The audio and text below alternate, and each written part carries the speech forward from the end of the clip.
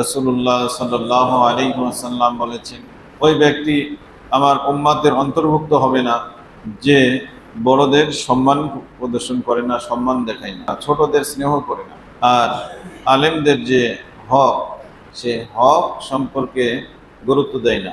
হক মানে হচ্ছে প্রকৃত আলেম, তাদের কথা মেনে নেওয়া, তাদের দেওয়া ফতোয়া মেনে নেওয়া, তাদের সম্মান প্রদর্শন ইত্যাদি।